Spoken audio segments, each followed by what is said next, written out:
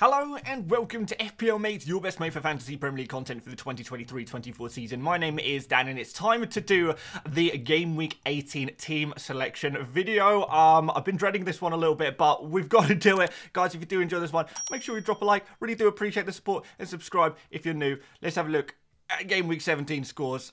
Yikes. Okay, so Game Week 17 was a bit of a disaster for me. I'm not going to lie to you guys. It didn't quite go to plan. I think the main base of my team did fairly well. You know, the transfers definitely worked out well. We bought in Porro for cash. There was a nice point gain there. And also we bought in Watkins for Haaland. So really nice returns on the newly transferred in players. But unfortunately, in terms of my three differentials that I had in my team, it couldn't have gone much worse, really. And technically, the game week hasn't even ended as I record this video. So all new ranks, I guess, are temporary. Maybe I actually end up getting a green arrow if the Bournemouth and Luton points aren't counted. But I don't really want to speculate on that one too much. But yeah, really problematic. I have three differentials in my team: Aït-Nouri, Johnson, and Isak. Now, Aït-Nouri, fair enough. I probably didn't expect him to really play too many minutes in this game. I wasn't super confident he would start, and they lost 3-0 anyway to West Ham. So I don't feel too disheartened about that one. But Brennan Johnson probably had the best chance of the game until he came off the pitch. He got a really unfortunate cut to the head in that game, and he was forced off within the first sort of 20-30 minutes. So really unfortunate to see what I believe was a very good differential actually removed from the pitch. Alexander Isak also had a injury that nobody really knew about, and he was rested in that game. Didn't even make the squad for Newcastle, and he has therefore gone to my bench. It's just not good. I didn't see that coming. I didn't think anyone did. I thought really with Callum Wilson playing so many minutes, I thought Isak had a really good chance to start in that game, and with Newcastle scoring in that game as well, so many goals, like, it would have been nice to have Isak involved in that madness, but it just wasn't to happen. So I know a lot of people will look at this team and say, Dan, it's your fault, they were terrible picks. You can have that opinion. Look, FPL and football is obviously a game of opinions. I actually think all three of Aït-Nouri, Johnson, and Isak were all very good picks, very interesting differentials to go for, and I just think the injuries have kind of been a little bit unfortunate there. If you don't agree and you think they're bad picks, I mean, that's fair enough, but yeah, no, I'll stand strong on that one. I think they're examples of good picks that have gotten just a little bit unlucky, really. And the fact that they're differentials, I'm the only person really who owns these players. It's kind of disappointing because it means that I've suffered in terms of the FPL points, and a lot of the rivals that I would have in FPL aren't dealing with the same issues as me. It's just difficult when it's the differentials that get unlucky and get those injuries, and you know, when all of the main players play. You know, if it was like, I don't know, if it was Son who got injured or something like that, then everyone would kind of be in the same boat. So everyone would have the issue, and therefore nobody would have the issue. But yeah, it's kind of whatever. It's just a bit of bad luck. I'm going to try and pick myself up from this one, to be honest, because I do think other people probably have other problems in their team as well. I'm not the first person, and I won't be the last person to have problems in their FPL team. So I think I can bounce back from this one, but really disappointing game week that, yeah, I just really, I don't know, kind of knocked me off my feet a little bit for all to happen at once in one game week. Was pretty crazy, but yeah, let's just see what happens next, I guess. Okay, so looking forward to Game Week 18, and I really am looking forward to Game Week 18. We've got one free transfer, but we've got a tasty 6.1 million in the bank that obviously I freed up by selling Erling Haaland last week. So maybe we can do something with that, maybe we won't. I guess that remains to be seen. But let's go through my team first of all, and we'll talk about some potential changes I can make to my team. So first of all, in goal, Dubravka. That was a pretty good one, really. An impressive performance, finally. A nice clean sheet from Dubravka after waiting a couple of game weeks for that. He's hopefully going to provide really good value for money over the next couple of game weeks. Luton Town up next. Newcastle with a decent chance of a clean sheet in this blank Game Week 18, and I'm pretty happy with that one. Pretty happy moving forward. And we have got a double up in the Newcastle defence with Trippier. And I know Trippier hasn't exactly had the best of times recently in the world of football, but does that mean he's going to be dropped or rested necessarily? I don't know. Would I be buying him right now? I don't know. Maybe still, but at the same time, I think if he does start, this next two fixtures, again, really good for Trippier. We're looking at clean sheets, assists, bonus points. Even when he, you know, plays badly, as long as Newcastle don't concede, the amount of chances he creates, his offensive numbers are absolutely fine. They're really good. So yeah, a little bit worried about him making mistakes recently and how that's going to affect his confidence moving forward. But am I super worried about him being dropped or rotated over the next two game weeks? Not really. It could happen, I guess. I'm open to it, and if it does happen, I won't really consider myself unlucky for that one, because I can see it coming at least to a degree, whereas like, Brennan Johnson and Isak, there was no way anyone could see that coming. But at least with Trippier, if it doesn't go right, I'll just hold my hands up and say, yeah, I mean, I should have looked into that problem a little bit deeper. So please don't think I'm just going to blame everything on luck, because often it's not the case. And if Trippier doesn't play, that's not luck. There is, a part of me that says, yeah, that could happen. But I think the most likely outcome is that he plays. I don't think it's worth a transfer or anything like that. If you have him already, you definitely keep him. You definitely start him. Next up, Pedro Porro. Really nice addition to the squad last game week, so happy about that. We've got Everton up next, who are in form, but it's a home game, and Spurs have been in some slightly better form recently themselves, particularly as they gain more of their players back from injury, with Romero back in particular. So Porro, hopefully, he's going to continue what he's been doing, which is creating chances, taking set pieces, and adding clean sheets would be nice, but it's really the attacking returns we're really looking for. And finally, in defence, we've got Gabriel, who plays against Liverpool away. Now, this is a really interesting one. I think, when we looked through last game week, a lot of people were saying, Gabriel, it's a game against Brighton. Are Arsenal really going to keep a clean sheet here? Well, I think the thing is about Arsenal, and I have mentioned this before, is that they can keep clean sheets against anyone. I mean, we've seen them keep clean sheets against, Man City earlier on in the season. You would say that Man City would be a super hard game to keep a clean sheet against, but Arsenal did it. And can they do it again against Liverpool? Well, I don't see why not. I'm not saying it's likely, but I think Gabriel has just as much of a chance of a clean sheet as pretty much anyone else, barring maybe Newcastle defenders and Aston Villa defenders. And I think Gabriel's, a pretty decent chance, to be fair. So, yeah, am I worried about this one? Not massively. Is it ideal? Probably not either, but Gabriel's not a player I'm ever going to sell, so I think I probably start him this game week against Liverpool and just see if Arsenal's great defence can do the business once again, as they've done time and time again this season. Liverpool also playing midweek, so maybe that's going to impact the fatigue. Arsenal fully rested and, full of confidence, top of the table. I think good things could continue for Arsenal, so I'm maybe a little bit biased as an Arsenal fan, but yeah, I don't see why I can't keep a clean sheet. What do you guys think about that one? In midfield, we have got Salah against Arsenal. Again, maybe I'm biased, but I'm not super confident about Salah against Arsenal. Would not be thinking about captaining him, really. Yes, a top player like Salah can score against any team, but we're talking about going up against the team with the best defensive numbers in the Premier League right now. It's just not an ideal fixture for him, but it is Salah, so you never know with him. And I guess if Salah scores, wipes out my Arsenal clean sheet, hey, at least I get a Salah goal, I guess. But yeah, certainly Salah, again, not a player I'd be looking at removing quite yet. We've got that Burnley fixture next up, haven't we? So Salah, yeah, should be starting. Should do okay, at least. I'm hoping for an Arsenal clean sheet, but I would not be surprised if Salah did get something from that game as well. It could go either way. It really, really could. Next up, Heung-min Son. He plays against an Everton team who, like I said, have been in good form recently, particularly from a defensive point of view. So again, am I expecting huge things from Son? Not necessarily. I think he's going to be playing out on the wing again with Richarlison through the middle, which is interesting. Is Son going to get a huge mega score in this game week? It's probably one of those game weeks where he won't, but at the same time, we've seen him do it time and time again. He is always capable of an explosive haul. So another player who is a little bit like, let's just hope for the best outcome here. Saka up next. I think, honestly, he's probably got just as much of a chance of getting FPL returns as a Salah.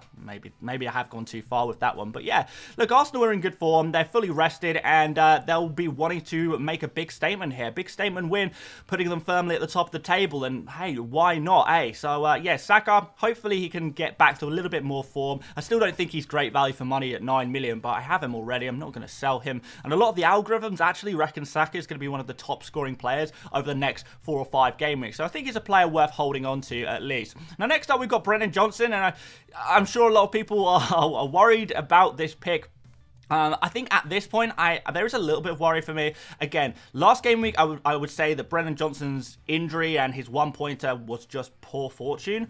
But I would say this game week, it would be less so. If I kept Johnson for this week, I have to understand the risks. There is a small chance that he won't play. But Ange Postecoglou has said that there is no concussion.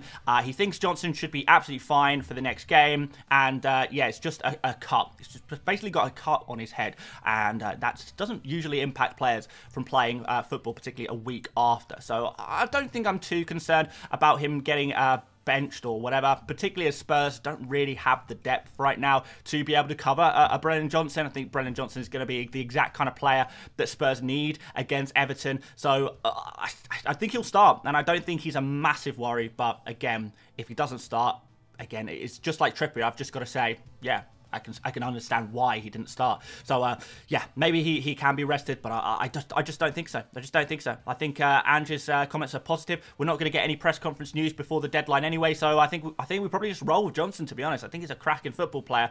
You know, looks really good whenever he's on the pitch, gets chances. Unlucky not to get points last week before his injury, so maybe he, with a full 90, he can do a little bit more damage.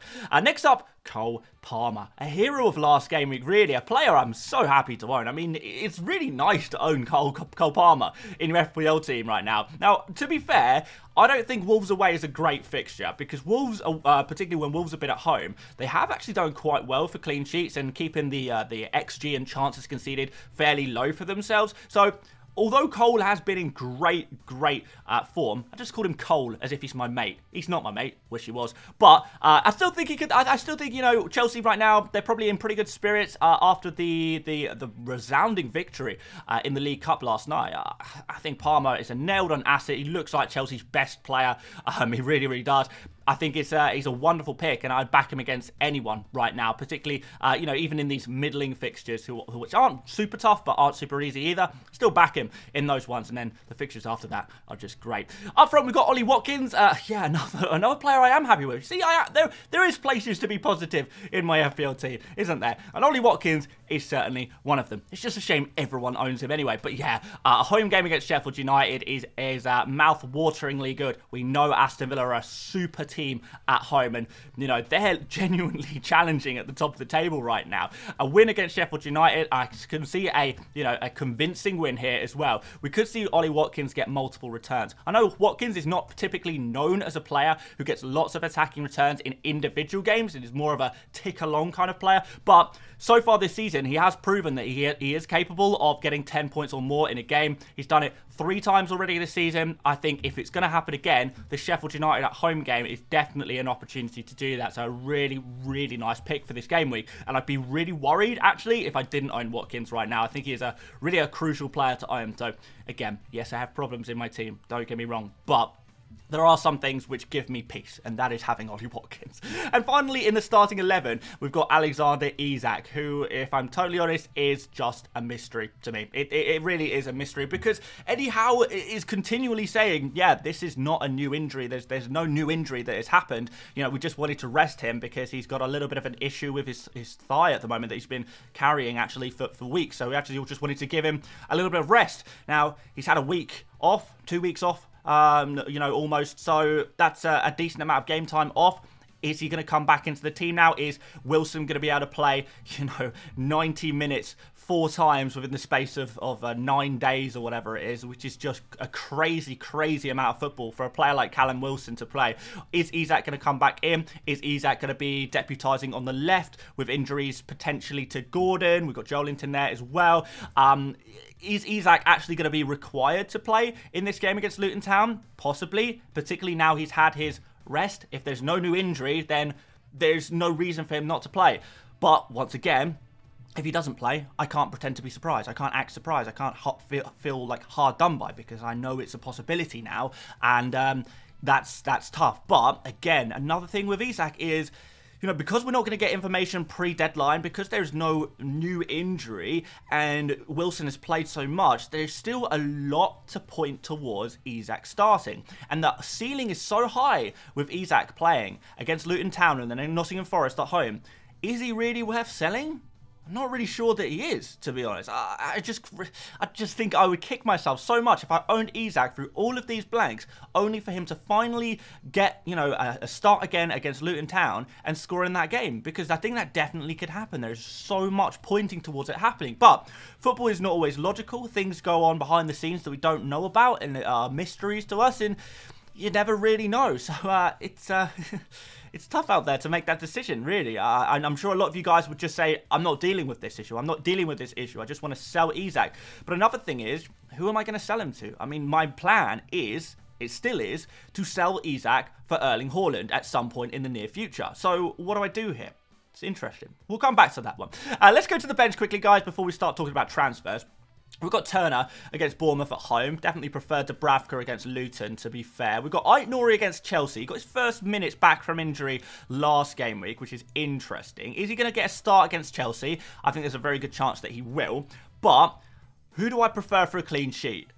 Wolves against Chelsea or Arsenal against Liverpool? And I think if we look at the quality of the defences, I do prefer Gabriel for a clean sheet this week, just about. And I think the odds, the bookies' odds, are suggesting that Arsenal have a slightly better chance of a clean sheet than Wolves do. So, therefore, do I, in fact, go for Gabriel as my defender over Aït-Nouri, or do I need to make a transfer him? Well, that's another question entirely. We've got Taylor, Fulham away, just going to stay on my bench. Nice, cheap 3.9 million man. And Mbama, 4.3 million.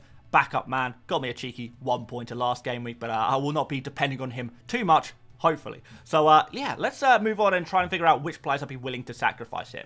So, I think the 3 players I'd be willing to sacrifice are the 3 players who really let me down last week and who are really my differentials. I don't really want to lose differentials. Maybe I can swap them for some other new differentials. But anyway, Johnson, of course, if I feel that he's not going to play this game week, he's definitely a player that could be sacrificed. I'm not super keen to sell him, and honestly, it's more about which midfielders I would be replacing him with, rather than selling him because I don't like him in particular, I guess. But, yeah, I think we possibly just stick with him, but I would be willing to sacrifice him. Isak, like I said, I have a master plan to sell Isak for Haaland. So if I was to sell Isak now, even though he's definitely on the chopping block, if I was to sell him now, you know, we're looking at a couple of forwards I could bring in for 1 game week, really, possibly 2 at absolute maximum, and then I'm going to be trading that forward for Haaland anyway. So that's going to be an extra transfer for me to go from Isak to another forward and then to Haaland. Pretty much guarantees I will be taking a -4 at some point.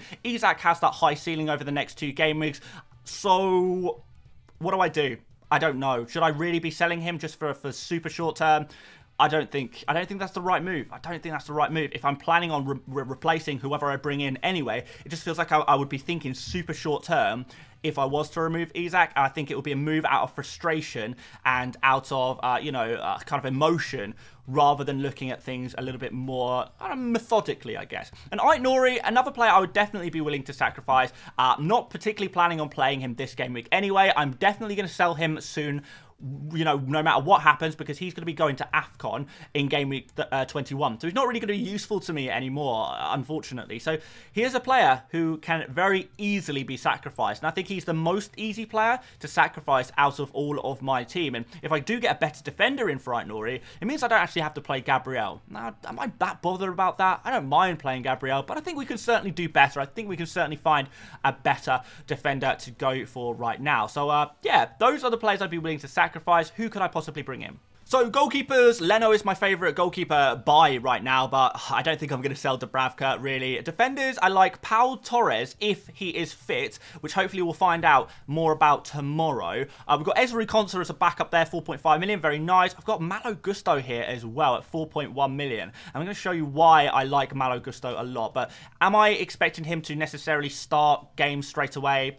No, if I'm honest. Probably not. He could start this game week. I think long term he's going to be a great pick, playing at right back for Chelsea, but right this second, I can kind of take or leave him. For midfielders, I like Bowen a lot. I like Bailey a lot, but Richarlison is really the one guy I've got my eye on the most. But again, yeah, it's going to impact my Haaland plans if I am upgrading to the likes of Richarlison and Konsa and Pau Torres, etc. And forwards, if I had to remove Isak right now, I guess I'd go for Jesus or Solanke. Not really sure which one. I guess I'd maybe go for Solanke, and maybe there's a slightly, he's a slightly better pick there. You know, Jesus against Liverpool, you know, so yeah, maybe Solanke is the slightly better pick, but yeah, again, it'd be super short term. Is it really worth using that extra transfer? Kind of guarantee myself results there? Not sure, maybe, but not definitely. So I think that leaves me with 3 options, really. As I've said, Aït-Nouri is the player I'd most be willing to sacrifice this game week, and I have 3 options, basically. So, number 1, plan A, is to plan for a Haaland return. Now, I need to free up 0.3 million to be able to do the Isak to Haaland move directly with no hits, with the money in the bank ready to go. I need to free up 0.3 million. That's all I need to do. And by sacrificing Aït-Nouri, who I'm going to sell anyway, to bring in Gusto as a fourth backup defender might not be such a bad idea. Now, the question is, do I go for this game week or can I wait another game week? If I was to do this move, would I play Gusto over Gabriel or not? Now, I think Gusto is definitely going to be playing long-term for Chelsea, but will he get the full 90 minutes against Wolves? That I'm not sure about. And actually, I don't mind Gabriel so much. Now, a move I'd be more confident in is Aït-Nouri to Concert. But this is plan B, and this is no planning, just vibes. And actually really damages my ability to get Haaland back in. And would pretty much, again, guarantee I would need a -4 in order to get Haaland into my team in game week 19 or 20, depending on when he is going to be back. I think it's going to be 19 or 20 right now. So, yeah, I could do this. It would be definitely improve my team for game week 18, but it would be a move with no planning, no forward thinking at all. And not really how I like to play FPL, but some of you guys do. You just like to kind of try and get the points, you know, try and play the game that is right in front of you and kind of worry about later. But yeah, not really my style. And we've got option C, which is one of my mantras really. When in doubt, do nothing. If you're not sure on a transfer, well, don't make one. If you're not convinced either way, then just stick with what you've got and you might feel better about it. Now, it'd be very nice to very nice to roll a transfer, considering the amount of -4s I've had to take recently. So yeah, maybe 2 transfers next game week could come in very, very handy. And maybe we could do the double move next week where we've got more information about Gusto, and then we could do double move Aït-Nouri to Gusto, Isak up to Haaland, and then, you know, everything's amazing. No hits taken, and yeah, everything is beautiful and wonderful. So yeah, that is definitely an option too, and maybe I'm leaning towards that one. So I think for the sake of this video, I am leaning towards doing nothing at time of recording, but things can change, and we'll update you guys on deadline day what my latest thought processes is. But yeah, I'm just thinking, let's just roll the transfer for now, because I'm fine with playing Gabriel. I'm not convinced about selling Johnson for Richarlison. It would be kind of nice to do that upgrade, but you know, it damages my Haaland plans. And Isak, again, you know, would force me to take a -4 later down the line, which I'm not really too keen to do. If I don't have to. And I don't think I have to sell Isak. It would be nice if I had unlimited transfers every single game week, then hell yeah, I would sell Isak, but it's just not how FPL works, unfortunately. So yeah, I think we'll stick with what we got. Let's throw the captain's armband on Oliver Watkins. So obvious, so obvious. Sheffield United at home. Ollie Watkins has been a beast recently. I'm feeling confident there. And a vice-captain on Heung-min Son. Slightly do prefer him to Salah, although I'm not thinking Son will get too many points against Everton. This is a tough game right now, but still, it could potentially work out. But yeah, Watkins is certainly the player I prefer for captaincy. And with that said, and considering I can't really think of a transfer I'm feeling passionate about, maybe we could consult the AI. Okay, so this is my team loaded up on the Fantasy Football Hub My Team tool, an amazing tool that you can actually access for free using the link in the description to get your free trial. It's just so handy for planning out transfers and also getting AI recommendations for your team based on your own team. So it's like unique advice specifically for your team that can't be replicated anywhere else, really. So helpful. So what we're going to do with my team today. But one quick thing before we have a look at the AI recommended transfers, I should say that the AI tool here, and by the way, the AI team and moves, the robot moves, are killing it in FPL this week. They're doing really, really well. They're predicting things so well at the moment. And yeah, it is suggesting that we play Aït-Nouri ahead of Gabriel, and I think that's because Aït-Nouri has so much better attacking numbers. So maybe that's food for thought for me. Maybe I play Aït-Nouri ahead of Gabriel because, you know, maybe both of those teams lose their clean sheet, but at least Aït-Nouri has a really good chance of getting some attacking returns because he's a really good attacking player. I think if Aït-Nouri wasn't a tiny minutes risk, I'd be more inclined to do that. But let's move on and have a look at what my AI suggested transfer is for my team. Okay, so it's suggesting that I move Brennan Johnson to Bowen. Completely get why. Johnson is flagged. Bowen is a fantastic FPL pick, a fantastic FPL option who I've got my eye on anyway. Definitely like the look of this guy, and I think he's going to be a great replacement for the likes of Salah and Son when they go off on international duty in game week 21. However, I don't think I can make this move, even though it would be really nice to make this move because of the Haaland plan. I've got to keep some money in the bank to make that move as quickly as I can in the very near future. So I think this, because it scuppers my plans, it would mean I would have to take -4s, maybe even -8s to do it. It's just not the move for me. So yeah, a sensible suggestion, but for the planner in me, just not feeling it.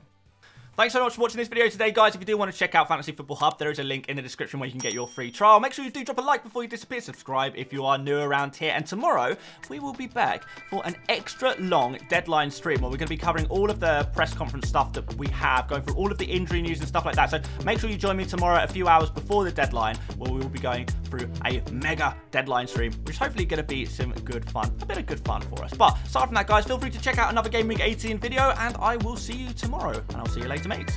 Bye-bye.